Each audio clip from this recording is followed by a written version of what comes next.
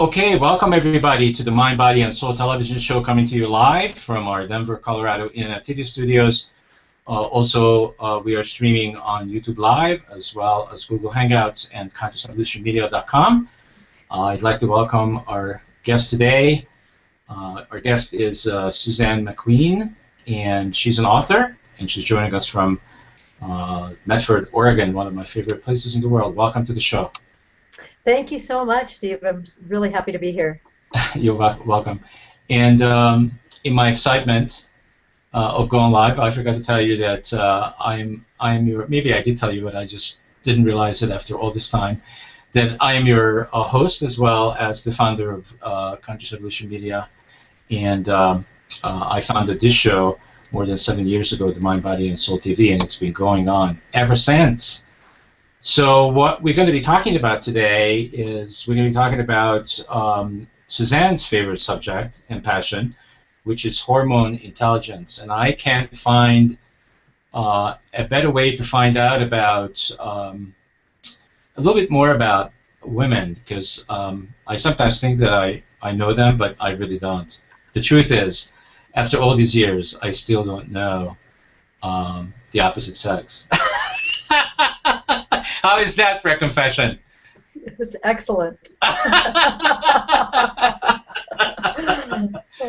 So take us through, just from my perspective, I've had lots of girlfriends, a couple of wives, and it's been really an interesting and unexplainable time for me when women are going through their, as you call, special time in the month. I'm not going to use those other words that people use because I'm gonna get emails. Yeah. So I'll just stay away from that. And I learned, the most I learned about this time is when I lived in Boulder, Colorado for about, I don't know, 12 years. And what a sacred time this is, and that how I need to pay attention and also kind of give ladies lots of room. So help us understand it a little bit more, not just for women, because I'm finding out that even women don't understand a lot of the stuff that's going on. Is that right. Accurate? That's accurate, and really your intro to this is really beautiful because you really represent the common view of this whole monthly rhythm that women have, including women, like you said. We weren't really taught a whole lot, and you actually hold a more, a little bit more enlightened view than most people, actually, than most men, I would say. I mean, even just the way that you were careful about how you worded it, and it's greatly appreciated. But I want to bring a whole new perspective into this entire thing, because when we start understanding this entire monthly rhythm, as I call it, a monthly rhythm with many cycles inside of it, and something that we have our entire lives, I think that by the time we end this show today, we'll be looking at it really differently. And there will be no need for those derogatory terms anymore that you avoided. We can sort of get rid of those altogether and really view this differently. Yeah. Fantastic. I'm very open and ready to listen. All right. So let me just start with something that everybody should be able to relate to, and that is that pretty much every cycle in the universe, every rhythm in the universe has something that looks like a resting phase, a building phase, an expression phase, and a deconstructing phase, and back to rest. When you walk out your front door in the morning, if you look over at some flowers, you may see that they're just starting to open up again after they've been closed. And throughout the day, they're open, and then they close up at night, and they go back to sleep. We all have a 24-hour circadian rhythm, men and women both. We have a 24-hour body rhythm, and we sleep at night. That's our resting phase. We get up in the morning, and we have that building phase. I mean, our blood starts moving, our organs wake up, everything starts moving again. That's the building phase. At some point during the day, we peak, and then at night we wind back down. I mean, and we may do that a couple of times through the day if we take a nap or something like that, But if we, what happens with this is that throughout a day, both men and women make rhythmic decisions. We're just not aware of it. We don't notice it because it's so natural for us. It's natural for us to think about when we're having coffee, or how many cups of coffee we're going to have. It's natural for us to think about what we're going to have for lunch, and maybe it might be a little bit different. I mean, restaurants have a rhythmic menu. They have breakfast things at breakfast, and lunch things at lunch, and dinner things at dinner. Although we like to mix that up a little bit, still we make decisions that way throughout the afternoon. What we're doing. Maybe we're not going to have cocktails at 11 o'clock in the morning if we're healthy. Yeah. So it's just that hang up for a minute. So I'm noticing that also, this is not linear, so it's multidimensional, because there's also the 4 seasons that we all fit into. At the same time as this 24-hour cycle thing is going on, there are other cycles going on. That's right. So through this day, we are making rhythmic decisions. When it comes to the seasons, we are all perfectly aware of what the seasons are, and we know what to expect of the seasons wherever it is that we live. Now, every year that could change a little bit. Every year we're kind of seeing some changes in our seasons, but for the most part, I mean, there's hardly anybody on the planet that doesn't understand fall, winter, spring, and summer for wherever they live. And it's only when it comes to time zones that they completely lose it. Well, right. I mean, well, it's true. Yeah, if we're trying to talk to somebody else at another time zone, but for ourselves, where we are living or where we're even staying at the time, we start figuring out pretty quickly, what season we're in. And in the morning, we wake up and we figure out what the weather is like outside. Maybe we've watched the weather report the night before or that morning, or we just stick our heads out the window. And what happens with that is we compensate for the day. We don't think of compensating for our comfort as a negative thing. We think of it as a smart thing. So in other words, if it's cold outside, what do we do to compensate? We put on a coat. Put clothes on. We put on a coat. We put on warmer clothes. If it's summer, we're putting on shorts. We are always, as human beings, trying to make ourselves comfortable. We have a level, basically, in our bodies. We have a balancer that wants us to be comfortable. So every day we are making decisions to make ourselves comfortable. We are compensating for that day. So that's what happens through those seasons. And that's what happens in a 24-hour day. Again, we are rhythmic thinkers. And those 4 seasons are 4 phases in the year. Women have what I call those 4 phases in a month's time. What I do is I take those approximate 28 days and I break it down into 4 guided weeks that I identify with fall, winter, spring, and summer. Because the characteristics of those weeks, the effects of the hormones on our body, the scientific hormones, that it's a proven landscape. And this proven landscape is based on the fact that as women, we're construction zones during our cycling years. I mean, we're building a uterine nest in preparation for a pregnancy, and we are deconstructing that nest should no pregnancy happen. And this is a radical thing for a body to go through every single month. And just like the moon, we are adjusting a little bit every single day. Just like the 4 seasons in a year, we're moving along in that rotation. And the weather changes a little bit. The light changes a little bit, and we need to compensate every day for our comfort level because of how those hormones are affecting us. And so there is a rhyme or reason to our need to adjust and make ourselves comfortable every day. And this is something that men can completely get in sync with, because when men understand the rhythmic sex drive of the woman that they're with, they're in, they're in, and they really can do it, and because it helps them to be successful at being supportive of the woman in their life, and then they're actually also co-creating the relationship they've always desired. Awesome.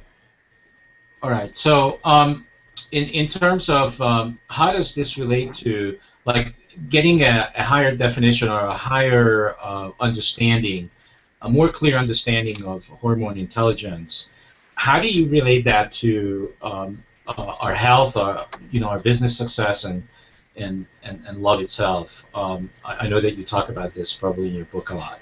I talk about this a lot because what I really do is what we've learned as females, but what we've also, what men have learned. Women haven't learned a whole lot more than the men have as far as getting information. Of course, women have the experience, but we're not given a broad enough view about what's going on, because in school or whatever we Google online, what we're getting is we're getting the scientific landscape of what the hormones look like, which is accurate.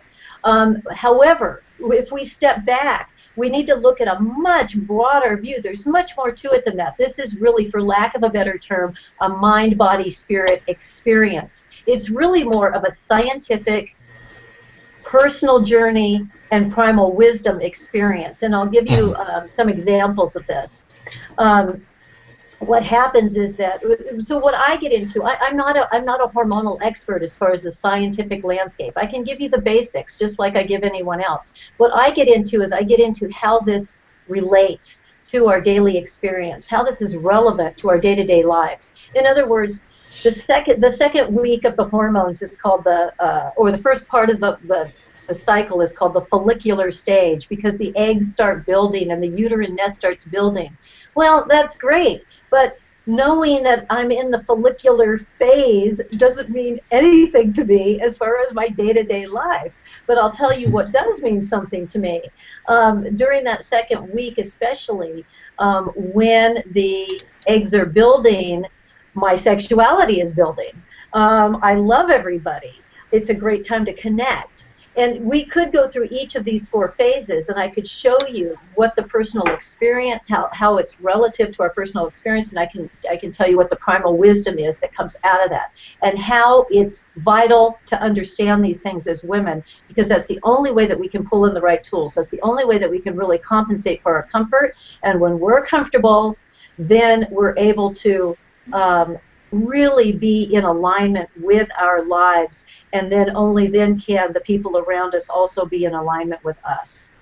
Yeah, great. Well, what's coming to me right now, Suzanne, I always rely on what I'm connected to in the moment, and what I'm being connected to right now is what can we do also for young women. I mean, I'm not going to say to you that I understand what it is that they're going through when they're going through it the first time, but how can we prepare them better? And what is really happening? Like, I have heard some horror stories from some girls that the first time it happened to them, it happened in school, in class. Yeah, right. And they were terrified. So yeah. how can we get them to have a better understanding of it and also prepare them better? Well, I believe that again, this is a rhythm that we have as females. We're wired as females to support this rhythm, and we are lunar rhythmic beings as females. We have this from the time we're born until the time we die, but it surfaces during our reproductive years to show us this blueprint. So it's my feeling that we could start tracking girls, we could help girls that are around 5 years old start tracking their physical energy. As parents, we could just have them, we could write down for them, how are you feeling today? Are you feeling, you feel good? You feel a little tired? And you just write those things down every day. You don't make a big deal of it, but you kind of jot things down on a calendar. And what happens is, as they rumble and move towards adolescence, they'll start seeing a pattern emerge. And by the time they hit adolescence, this idea of being a lunar rhythmic being, a monthly rhythmic person, because she's female, it won't be foreign to her. And these other cycles that start coming in now that she can track, her physical energy, her mental viewpoint, her sexuality, there's a beauty cycle, there's a communication cycle. This is not foreign to her then, and she starts really understanding how to make decisions around that. As far as her first time showing up, as far as actually all of a sudden getting her period for the first time, I'm not sure there's anything we can ever do about that one. It's always a surprise. And I do think, though, I will say this, after observing my own daughter, is I believe we get hot flashes coming and going. I think that I saw my daughter gearing up to this. I swear that my daughter had hot flashes at least 6 months before she started her period. So 6 months to a year, I just see, that's what I saw in her. I don't have any sort of study on that or anything. That's just my own guess. But it's what I observed, and I thought, oh my gosh, we get them coming and going, and we need to start incorporating more of this and helping our girls really get in sync with feeling how this all feels, and so then they can identify how to take care of themselves. Okay, awesome. All right, and then I also, of course, want to take an opportunity to also speak for men, and how should men. I mean, when girls are growing up, their fathers gonna have to relate to them somehow, Yeah. as they going through this, and what can you help us with there as well. And then later on, as they become teenagers, then of course all the boys, and I mean we all know what the boys want, right? But how do we get them to be a little bit more sensitive and more caring and more respectful of what's happening?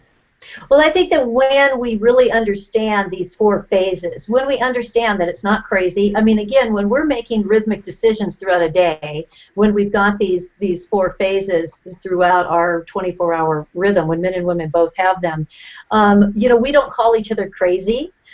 We don't call, if we don't want to make a major decision at night and we want to sleep on that, we don't think that that's changing our mind or that's crazy. Or when we're tired, we're not yelling at somebody that, it's like, like, boy, we really need to stay away from this person.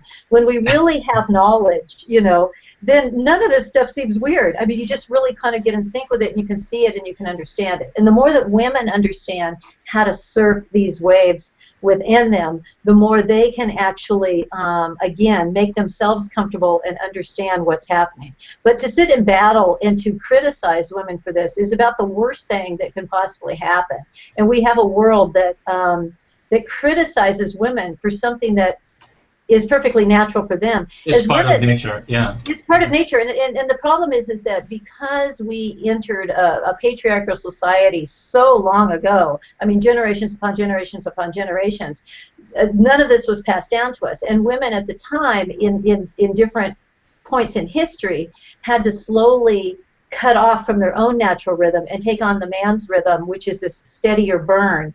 And that just causes a lot of unhappiness because women are not meant to do that. So we're not able to take care of ourselves the way that we could if we had the correct knowledge about our own bodies. I mean, this is a critical piece of our empowerment as females. The other thing, too, is that men do go through these 4 phases. Scientists are beginning to show through men's hormones that men follow these same 4 phases throughout a year's time, just like the 4 seasons. You might not line up with fall, winter, spring, and summer, but you would have 90-day phases or 3-month phases. So in other words, you would have a 3-month phase that would be considered more of a resting phase.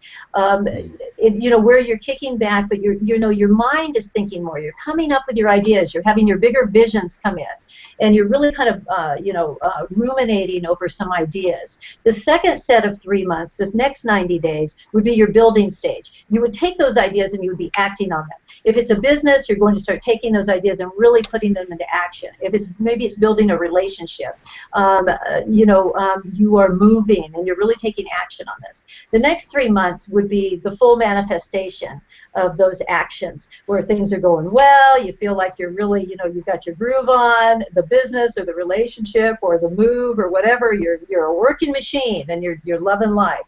And then the 4th phase comes in, the next 90 days come in, and now you've discovered some challenges with, okay, we've run into a few problems here, this is working, that's not working, got to go back to the drawing board a little bit, and there may be some depression, there may be some lack of direction. I mean, lack of direction could come in any of us when we're going against what our natural rhythm wants to do, because this natural rhythm is really our primal engine that's running underneath the surface, whether we know it or not, whether we're aware of it or not, it's happening with or without us. And so sometimes that depression or sadness throughout any of these phases can be because we're actually not in sync when our body is saying, go, okay, we've got some, let's act on this stuff. Maybe we don't have anything to act on, and we didn't pay attention to our ideas, and so now we're having a rough year. So the men really follow this yearly sequence. So really they're following the sun, and women are following the moon. We have these 4 phases within a month's time. We follow the moon. The men follow those 4 phases in a year's time. They follow the sun. Fascinating stuff. So what motivated you to write this book, The 4 Seasons in 4 Weeks? Well, it was something I discovered for myself. I'm not somebody who ever thought that my hormones had anything to do with what made me tick, mainly because I didn't like all of the negativity that women receive around their hormones. You know, we can't get a woman into the presidency because, oh my gosh, she might push the button, you know, during this She might 1 become week. completely unpredictable. Yeah, she'll be unpredictable and crazy. Days. Yeah, she'll change her mind all the time. You know, I mean, all of this stuff is so ridiculous, and it's so horrible that I just didn't buy into it, and so I got as far away from my hormones as possible. Plus, I didn't have a wacky cycle to begin with anyway. But for reasons. For a couple of different reasons, I decided to start tracking my cycle anyway in the late 90s. And I just jotted down a few of these things. I didn't do it in a scientific way. I wrote down what my experience was. What's my physical energy like? What's my mental viewpoint? What's my sexuality doing? And I just made some little notes, and I didn't really get into it that much because I had a business. I had 30 employees. I had 3 kids at home and and a marriage and all of this. I wasn't really focusing it on that much, but I was taking notes. And 2 or 3 months later, I was home at lunch on a lunch break, and I was just eating a sandwich, flipping through my day planner, looking over my notes, and it just absolutely emerged. I mean, the pattern just showed itself to me. I get things anyway. I get big visions that come in, and I sense that you must too. But every few years I get some big answer that comes in. And in this case, this was the biggest one I'd ever gotten because really, for me, literally, I saw the words fall, winter, spring, and summer surface, on my day planner, up to my day planner, and I could see exactly how the entire cycle works, above and beyond the landscape, based on the landscape of the hormones. But this was the bigger picture, how it relates, what the primal wisdom is and how it relates to my daily experience. So I started practicing that, and after just a few weeks, I couldn't believe how accurate this system was. What would happen is I'd wake up in the morning and I'd figure out what day I was on. I'd say, okay, well, I'm on day 17 today. That means I'm in week 3, spring, and I knew what that meant. I knew what that meant for taking action. I knew what that meant for compensating for the day, and I did that. I followed that system for 7 years before I ever decided to write about it. And I only decided to write about it because a guy friend of mine at a high school class reunion convinced me that I needed to write about it because he totally got it for the first time ever. And this is a really cynical guy, actually. And he just said, "Oh my gosh, you have to share this information because this is so big, and I get it. I get my wife's sex drive now, and I get how it works. I get my 20-year-old daughter. I finally understand, and I can totally see the pattern. I can totally see, and I can see how I can dance with that. I can get in sync with that." Huh. Well, that's pretty fascinating. It's it's almost like you discovered the user guide. It's the user guide. It's kind of decoding the whole thing in a bigger way. It's really stepping back and seeing the bigger picture when we've really only been talking about the science of the hormones, the scientific landscape, which, by the way, I think that what I ended up seeing, what I ended up discovering, is what women used to know, a long time ago, thousands of years ago. I think this is what they knew before science could identify how those hormones go. I think that this is how women walk the world. I mean, they were cycling by the moon. Women were cycling, starting their periods on the new moon, ovulating on the full moon, birthing babies on the full moon, for the most part. I mean, some women were opposite, and I'm sure that there were variations of that. But it's said that that's true, and science that can be recreated in the lab at this time. So women used to cycle by the moon before we had artificial lighting that would mess up our internal signals. So I think that we're really just now bringing back the bigger picture of what, and that's very female anyway. I mean, if you get into the right hemisphere way of thinking, which is the bigger picture, and balance that with the left hemisphere of really narrowing down. We've been living, again, in a man's world for so long. We've been narrowing everything down, and we've been looking at just the science. Now it's time to back up and it's really time to take on, allow that right hemisphere to really take in things in a bigger way and use both of our hemispheres more, in a more balanced way. Yeah, and maybe even discover what maybe some of the intended or unintended consequences of what we're going to do with those details. Yeah, yeah. Well, and I can walk you through exactly how the men fit in. I mean, I can walk you through each of these 4 phases and tell you what's happening for the woman and tell you how the man can be supportive of that. That would be great. See if I can get it. Yeah. Okay. So the first phase would be week 1. I call that fall. This is the time that the woman starts her period. If she's a cycling woman, she would start tracking on the first day of her period. If she's a non-cycling woman, I have non-cycling women, girls, and postmenopause women start tracking on the first day of the new moon. And the reason that is because after menopause, we do not lose this rhythm. Everything becomes a little bit more mellow, a little more subtle. We no longer produce children, but we are more powerful than ever in producing circles of people, leading nations, and things like that. Our body knows this rhythm very well, and the only reason I see why women aren't feeling that is because society has told them that they're finished or invisible. And this is just so incredibly inaccurate. And if you ask women who have always known that they still have a rhythm, or you ask the women that are tracking now, they will tell you it's absolutely true. And they're kind of blown away by it. But they would follow these same 4 phases, but they're actually just more psychologically telling their brain to get back into it, to get back into the sequence, because their body already knows it. So the non-cycling would start on the first day of the new moon. Cycling woman would start on the first day of their period. But I will give you the blueprint of the cycling woman, okay? Okay, so, great. The cycling woman, her hormones are at her lowest, which means, in a practical sense, in the everyday experience, she needs to lay low.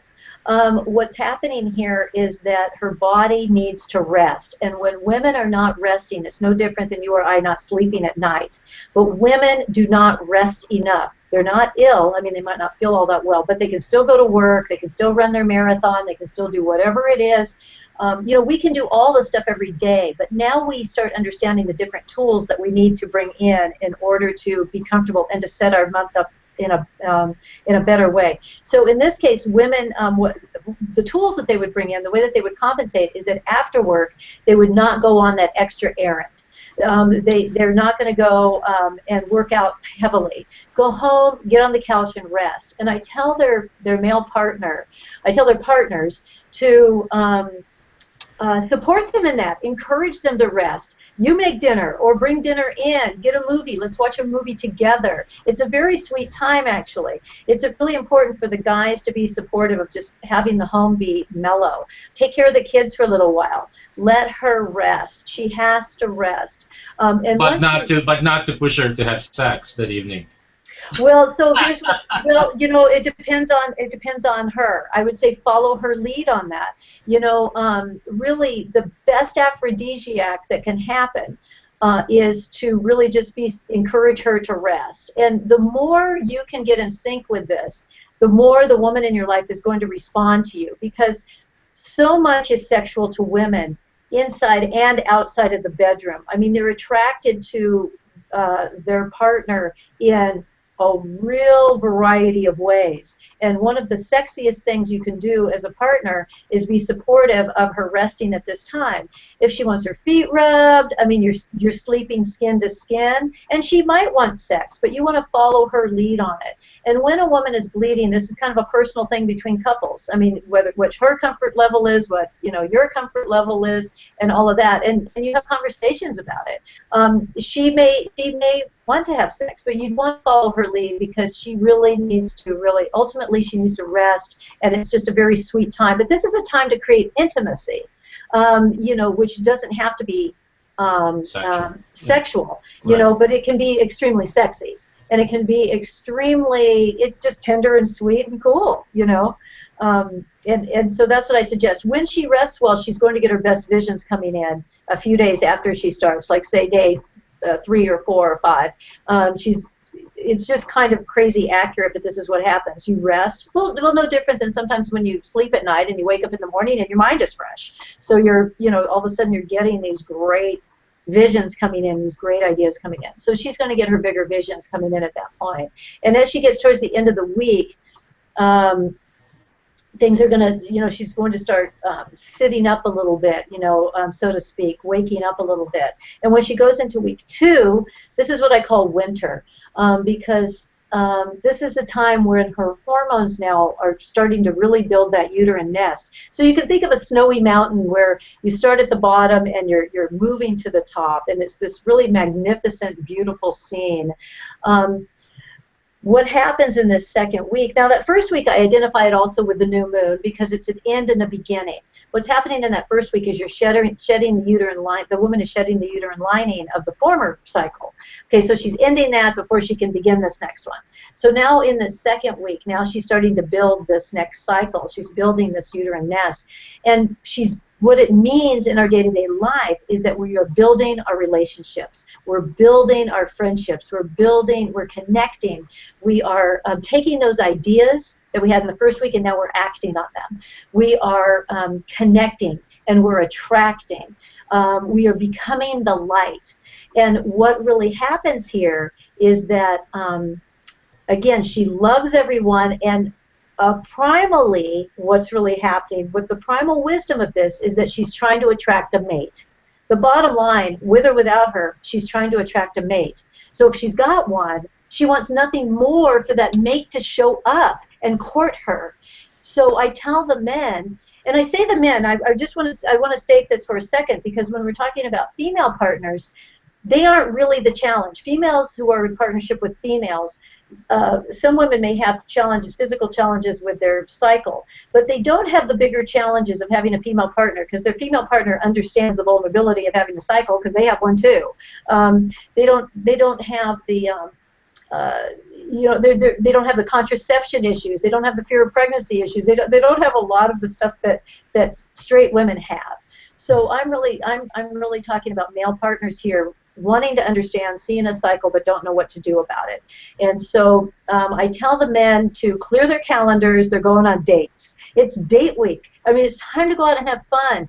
She wants nothing more than for you to want her, and she wants nothing more than to have everything be good between you. This is the time to have heart-to-heart talks. Go out and play. Just do fun stuff.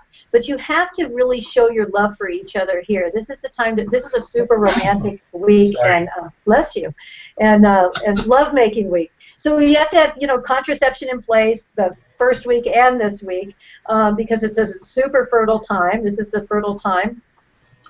But this is the time that you really want to connect romantically. If you want to be with this person, if you want to be with each other, then this is the time to court. And it has to be done if you really want an optimal relationship. So how do you guys find out what week of the cycle a woman is in? How do you... Okay, so two things. One, let me just say it. Yeah, we don't just come out and ask, do we? Well, sure, absolutely. Well, yeah, so you're great. I mean, you have the perfect questions, because you're absolutely right on. First of all, let me just say, in my book, I have what I call a man guide at the end of these, at the end of each of these chapters, at the end of each of these phases, where men can read about it and really get it. And what I ask women to do, now this is first and foremost for the women to figure out. They've got to figure out their own rhythm first. I mean, they follow these 4 phases, but each woman is unique, and she's going to, and she's unique each month. But for the most part, she's going to start seeing her own patterns. And when she's ready to share that with the guy in her life, then if you follow these patterns for the couples, you're going to be talking about them. During these heart-to-heart talks, she can talk about it. But I'm going to come out with some refrigerator magnets soon that, she can put it up there. I've got some bracelets that need to go on my website that wear one little colored bead that once you understand the colors, then you know what week she's in. Or she just tells you, whatever. Awesome. I see it would be much more useful, Suzanne, than asking people, so what months were you born in? So are you a Pisces? Are you a Leo? I mean, this is much more useful. Yes, it is. Yes, it is. Now, you don't want to what you don't want to do is get back into treating it the way that we've taught it in the past. You don't want to get into the derogatory thing where if she's asking you an important question, if she's being intense about something that's important to her, you don't want to assume that she's being intense. Just you don't want to say, oh, are you in summer week or anything like that. This is the old school stuff. She's being questioning something because she's got a question about it, because she feels passionate about it. You know, you don't want to get into blaming her cycle for some behavior that she has. But you can certainly see how the energies change. And if you love this person, if it's a daughter and it's not a sexual relationship, you've got a daughter or friends or whatever, you can start to kind of get in sync by just sort of understanding the energies, and they're very subtle. But you can kind of get in the groove with that. If it is your sexual partner, then you definitely want to understand this, because her body is also reacting in different ways. In the book, I do talk about how, because the uterus is going through all these different changes every single day, it affects other parts of her body. It affects her breasts, it affects her skin, it affects all of that as far as how she likes to be touched. And there are times when you touch her a certain way and she loves it, and there a few days later or a week later, it's like she's pushing you away. And that's because her body is reacting differently depending on what her uterus is doing. And it's and so I talk about that in the book. It's sort of like, the elbow is connected to the shoulder, bone or whatever. They're all connected, and they're all connected through the nerves and all the pathways. And so it's important to understand this, because as a man, you want to be successful at sexuality and in connecting, and again, having fun and being happy yourself in a relationship. And when you can respect what's actually happening with the woman in your life, because what she is going through is not something that you have to go through. You have other issues that you go through, but women go through such a radical, the kid just keeps using this word, but it is such a radical thing every single day, every single month, with how their body is changing and moving. I mean, it's kind of unbelievable what women are doing at work when all this stuff is going on underneath the surface. She knows about it. She may have horrible cramps, and she's still running a Fortune 500 company beautifully. So it's really important that this gets respected, and when the man really gets it, I mean, he can really have fun with it. It gives him a variety. Women are really into sexual variety because of this, and when the man really understands this variety and the rhythmic sexuality, I mean, he can really have a blast with that and really be successful, being a hero, being a protector, being all those things that I know that guys like to be. And there are certain times when, and I map that out in the book for you, that says, when you can really, for the most part, be successful. You've got to connect with the woman and ask her. I mean, this is what I say, she may be experiencing something a little bit different. You want to connect with her, but I'm giving the broad blueprint. Guys watching this probably biting their nails now, so let's tell them where can they get this book. Okay. So the book you can get on Amazon, or you can get it on my website, which is 4s4w.com. 4 Seasons in 4 Weeks is the name of the book. So 4s4w.com. Go to that website and pick up a free poster that's on there. It'll map out these 4 phases. And it's a digital download, so you can either print it out or just have it on your computer, but it'll show you the resting, building, expressing, and deconstructing phases. And in the actual book, it'll give you specifics on what you can do as a guy to really get in sync with this. Just really have this beautiful dance. It's really the best way you can learn how to be a great lover, for sure. Far beyond learning some jazzy technique or some great position. If you can get this foundational piece down, all those other exciting, techniques. Enhancements.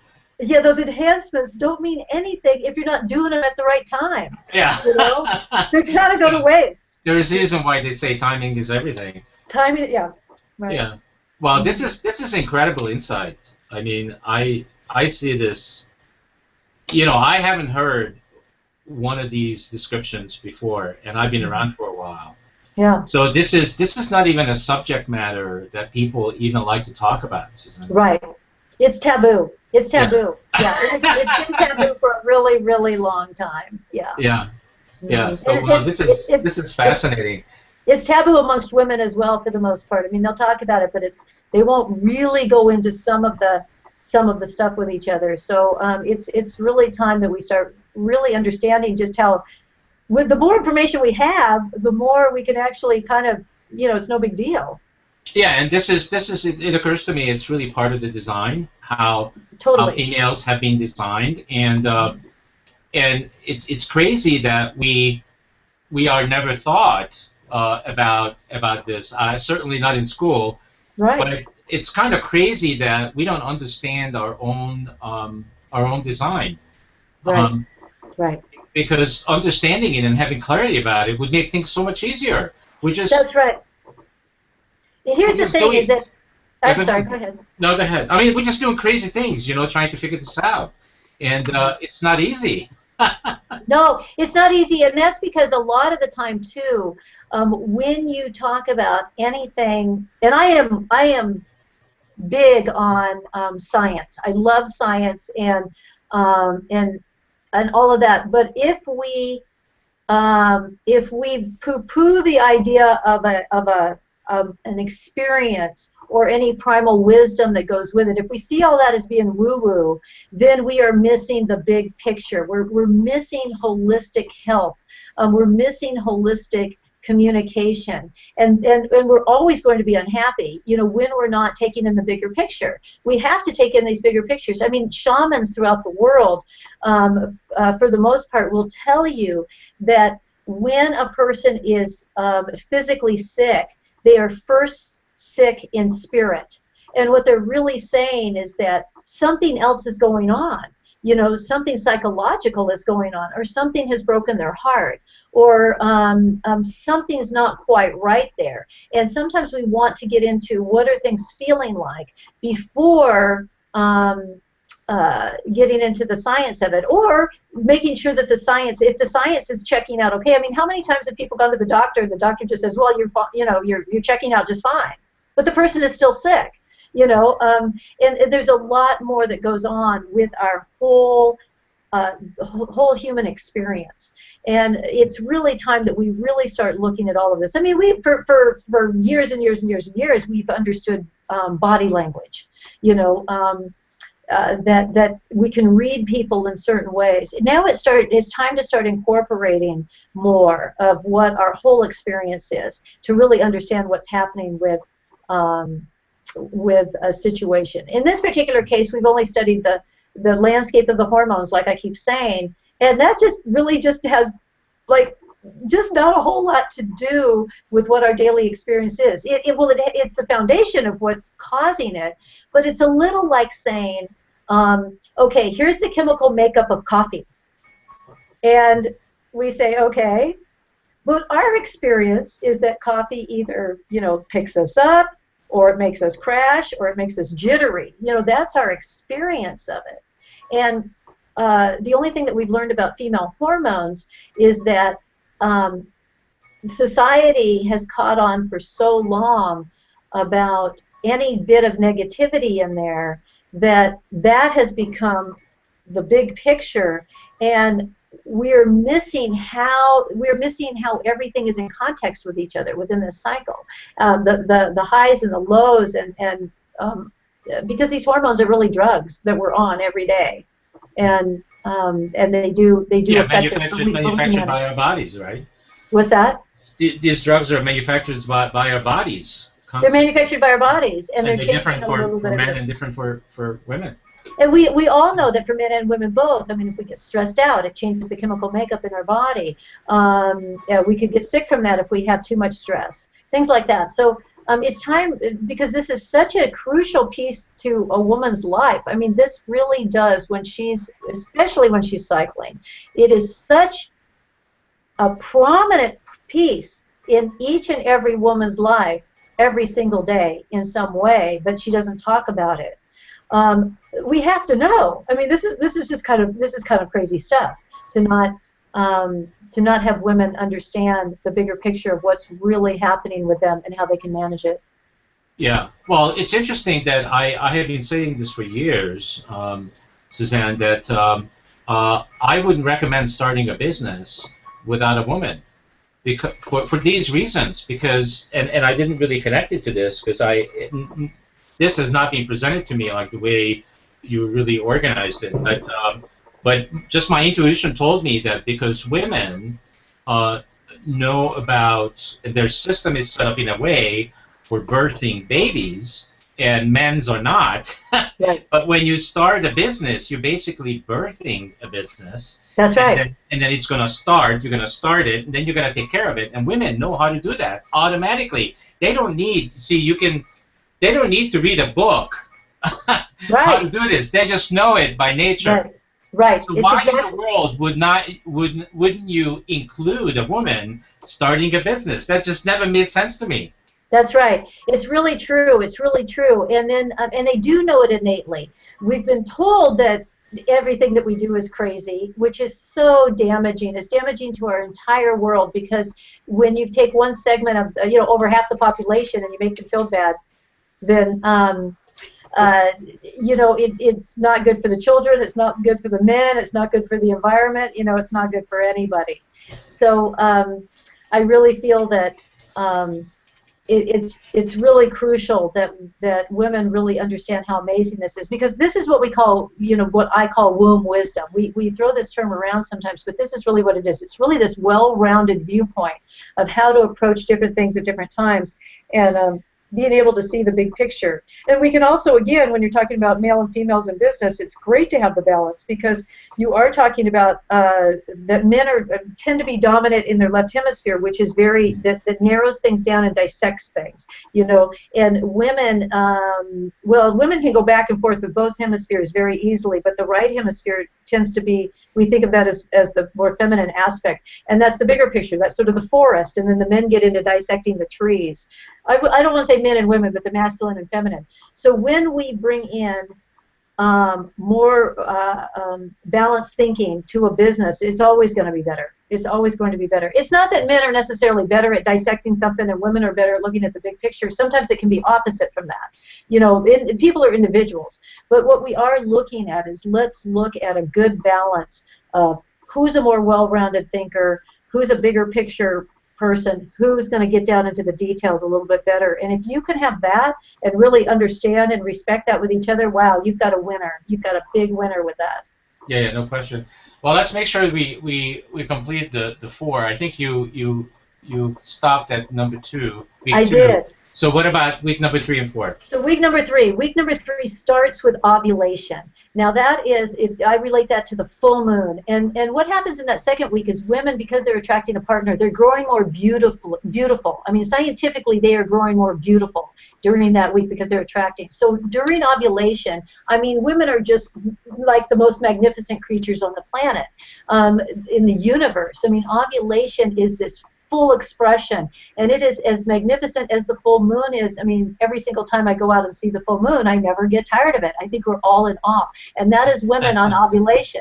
So this is the time, and when you think about it, it is the most primal thing that could possibly happen, because when you're talking about an egg dropping down, and if there happens to be a sperm waiting, and then these two come together, I mean, there's hardly, what else is more primordial than that, really, in the entire universe? And then what is more spiritual than that, than those two coming together in the beginning of what could be, creation? So we've got this perfect earth spirit alignment happening at ovulation, which is, I get into a lot of symbolism and all of this in the book around that, because it's kind of mind-blowing how powerful that is. So with couples, I tell them, okay, they've had their romance, and this is the time, as long as contraception's in place and stuff, that this is just the time to, this is raw stuff. It's raw primal stuff. It's raw spiritual stuff. It's full expression. This is the moment of truth. Am I expressing who I really am? I mean, this is like, get down and dirty, do some ridiculous things that you haven't tried before, have a few laughs, and have some fun with that. And also, but this really is, symbolically, you are showing up in your full truth. I mean, and you can ask yourself, am I really presenting who I really am? And most of us can't really say that that's true. We've got a lot of layers that have come in from our childhood or whatever. And so, You know, are we really showing up? And when we've got a partner and we are engaged with this partner, is again the moment of truth of presenting ourselves. As we go through that week, our body's waiting to figure out whether we're pregnant or not. So the woman is really kind of in this world leader mode, sort of sitting high on her throne. And if she's got a guy in the picture, it's such a great time for mind-to-mind talks about what's going on with the kids, what's going on with the money, where are we living. And you're kind of like this royal couple who's overseeing the land. I mean, it's kind of this really wonderful time for making really important decisions. And again, we can make important decisions throughout any of the cycle, and we need to pull in tools in order to compensate for that. But this is the time when not a lot of compensating needs to go on. I mean, this is just this is a really great time. And then we enter into the fourth week when our bodies figure out that we're not pregnant. And what happens with that is our estrogen has already started to drop, and estrogen is a wonderful drug. It's a wonderful hormone. But what also happens here is that then we start losing this progesterone that's been hanging around. And progesterone is a really nice hormone that is very mellow and nurturing and all this, but we have to lose both of those. So we lose our feel-good drugs during this fourth week. And this is what society calls PMS. I get rid of that idea unless a woman is really, really suffering with really bad symptoms. But what happens here is I call this the fire walk. Because what this really is this is a real ceremonial time for women. It's a real survival mode kind of thing. What happens here is she's losing everything that serves her no more. She has to get rid of this uterine nest, and with that is a great opportunity to get rid of things that no longer serve her. But in that, it's a radical process to break down this body. It's almost like being in labor before birthing a child. The body is preparing this uterine nest to be purged out the following week. So her body is super uncomfortable, and everything's coming to the surface. It's coming out through tears. It's coming out through yelling, maybe. It's coming out where she's edgy. And because so much stuff is trying to leave her body, too much stimulation coming in is just too much. So what I have the guys do on this one is really don't take off, don't engage in arguments and that kind of thing. What you need to be doing is just doing what you said you'd do. What you've made all these agreements. If you said you were going to clean out the garage, go clean out the garage that week. Don't take off. Just be a team player. Be her best team player, and just let her do her thing. She's really kind of in her head in a lot, and her body's uncomfortable, but she gets really focused, kind of nesting before she's going to purge that uterine nest the following week.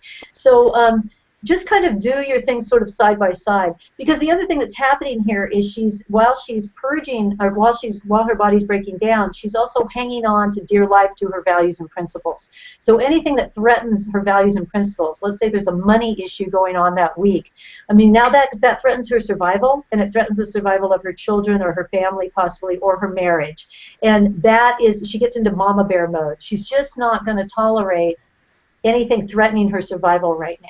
And it's really important for the men to understand this. I think I explain this week better in the men's guide, in the man guide in the book, better than I explain it for the women.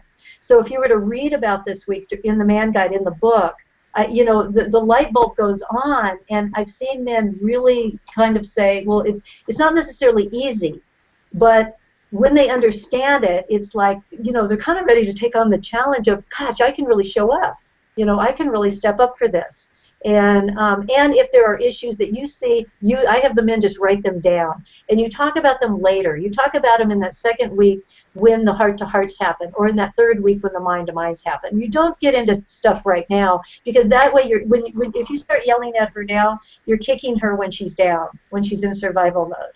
And this is the best way that you can do. And so then she takes these things. She takes. I get into a lot of what the woman can do in this, but for sake of time, you get to the end of this week, and then she's back into her new moon phase, her first week phase, that fall phase.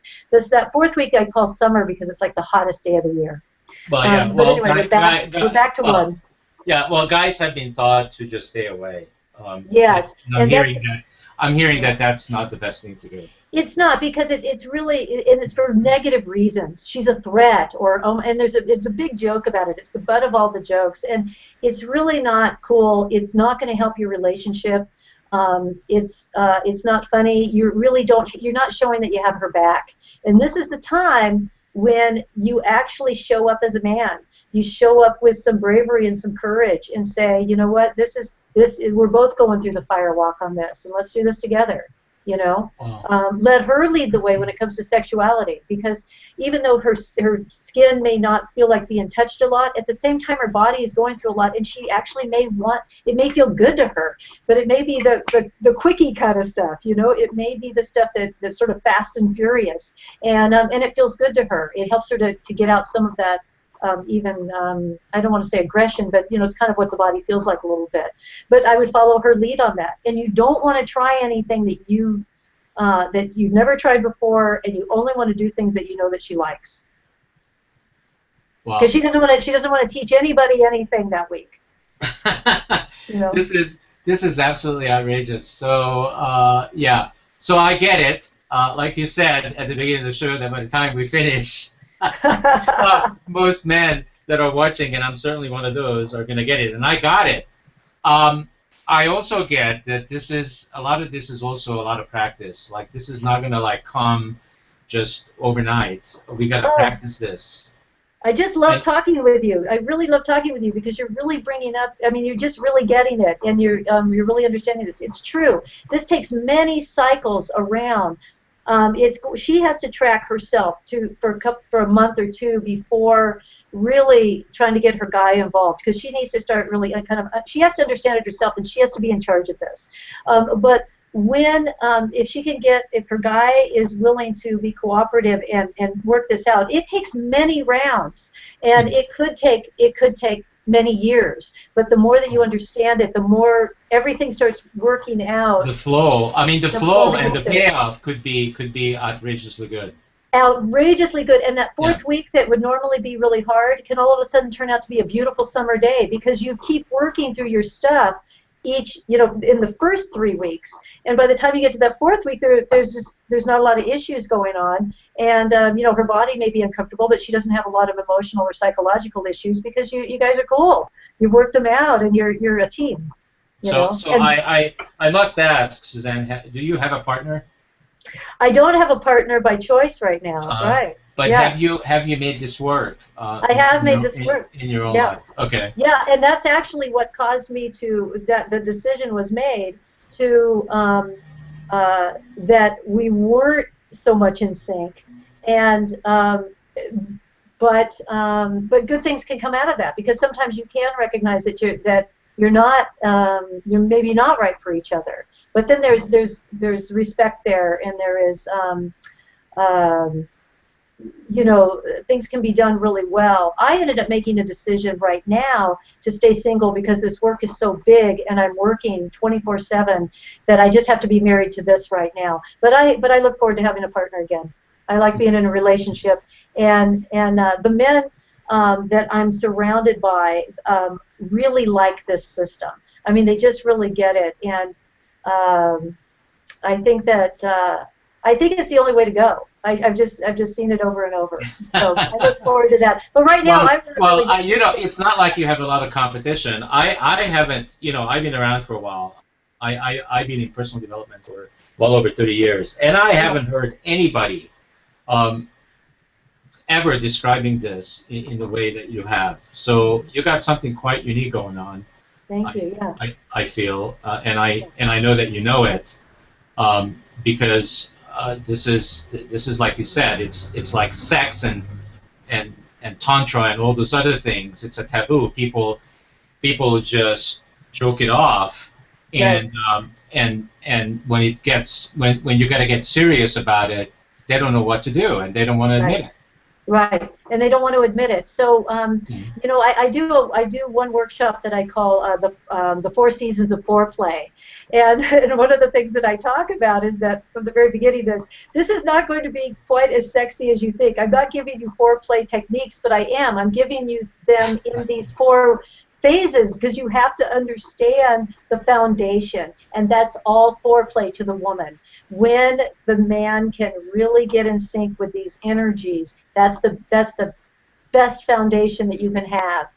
It's all foreplay, and that's how you're showing up. So it's really, really, really important stuff. And again, I am giving up having a partner right now because this work is so big and because I'm so busy getting that out there that this is all I can focus on right now.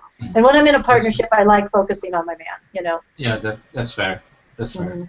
Mm-hmm. I am doing the same thing, just the opposite way. I dedicated basically the last 10 years doing and building this network, and Right.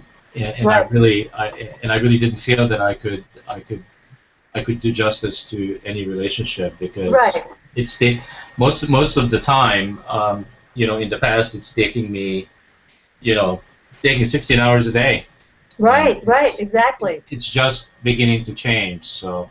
Yeah, isn't that nice when it starts, being a little independent where you can get a little bit of time. Yeah. It's a fantastic feeling. So I have thoroughly enjoyed you, Susan. But what your passion is and what you presented here on our network today and on Mind, Body, and Soul TV, which is a perfect fit, has been absolutely fantastic, very unique. I congratulate you and acknowledge you for being the incredible human being that you are and making a difference for humanity every day. This is incredible work. Thank you so much. I've really loved this interview. It's really, really been great talking with you because you've just asked the greatest questions and you really do get it, and I really appreciate that. It's been a great pleasure. And I didn't have them written down. Yeah, right. I just ask them as they come, which is what we attempt to also communicate here through our shows, is that we would like people to learn how to be in the present moment, and the way to do that is just to connect to each other and don't worry about all the other stuff that you have to do because none of it matters. What matters is what's happening right now. And so this hour occurred to me like just a few minutes. I don't know about you. Yeah. Well, it's much easier for me to just have a conversation and to hear real questions and to really be able to address those. And those are the best conversations of all. That's the way the best information comes out, I think. Fantastic. So thank you, everybody, for watching. And thanks again to Suzanne McQueen. And you can get her at her website at www.4s4w.com. Go and get that free poster with those 4 phases on it. And get that book and get the secret to how the opposite sex, the feminine energy works. That's right. Because it can change, transform every man's world. I can feel it. Thank you so much. I love you all. See you next week, same time, same place on the Mind, Body, and Soul TV. Thank you.